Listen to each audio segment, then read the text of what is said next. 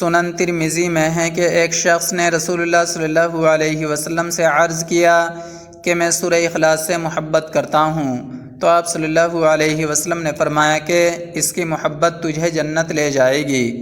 نیز ایک شخص نے کسی کو اس سورت کو پڑھتے ہوئے رات کے وقت سنا کہ وہ بار بار اسی سورت کو دہرا رہا ہے۔ صبح کے وقت آ کر اس نے حضور صلی اللہ علیہ وسلم سے ذکر کیا، گویا کہ وہ اسے ہلکے ثواب کا کام جانتا تھا، تو نبی صلی اللہ علیہ وسلم نے فرمایا، اس کی قسم جس کے ہاتھ میں میری جان ہے، یہ سورت 1/3 قرآن کے برابر ہے۔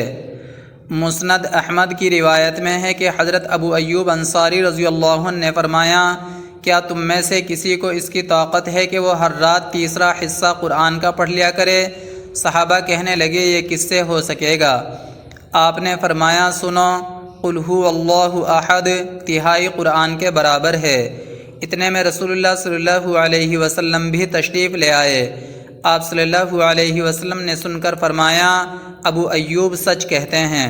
سنن ترمذی میں ہے کہ رسول مقبول صلی اللہ علیہ وسلم نے صحابہ سے فرمایا، جمع ہو جاؤ، میں تمہیں آج 1/3 قرآن سناؤں گا۔ لوگ جمع ہو کر بیٹھ گئے۔ آپ گھر سے تشریف لائے اور سورہ قل هو اللہ احد تلاوت فرمائی اور پھر گھر تشریف لے گئے۔ اب صحابہ میں باتیں ہونے لگیں کہ وعدہ تو حضور صلی اللہ علیہ وسلم کا یہ تھا کہ 1/3 قرآن سنائیں گے، شاید آسمان سے کوئی وحی آ گئی ہو۔ اتنے میں آپ صلی اللہ علیہ وسلم پھر واپس تشریف لائے اور فرمایا، میں نے تم سے 1/3 قرآن سنانے کا وعدہ کیا تھا، سنو یہ سورت 1/3 قرآن کے برابر ہے۔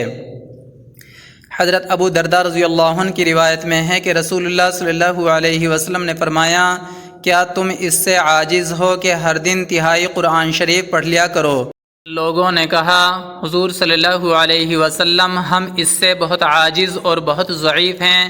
آپ صلی اللہ علیہ وسلم نے فرمایا، سنو، اللہ تعالیٰ نے قرآن کے 3 حصے کیے ہیں، قل هو اللہ احد تیسرا حصہ ہے۔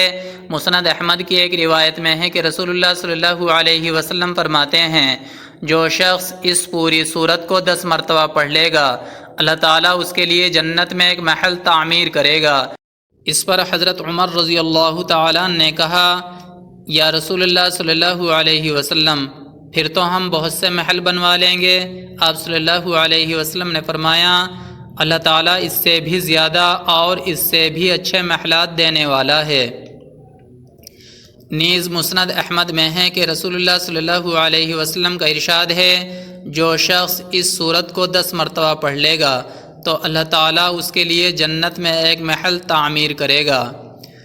ابو یعلا کی ایک حدیث میں ہے کہ جو شخص اس سورت کو 50 مرتبہ پڑھ لے گا تو اس کے 50 سال کے گناہ معاف ہو جاتے ہیں۔ حضرت ابو سعید خدری رضی اللہ تعالیٰ عنہ کی روایت میں سورہ اخلاص کو آدھے یا 1/3 قرآن کے برابر قرار دیا گیا ہے۔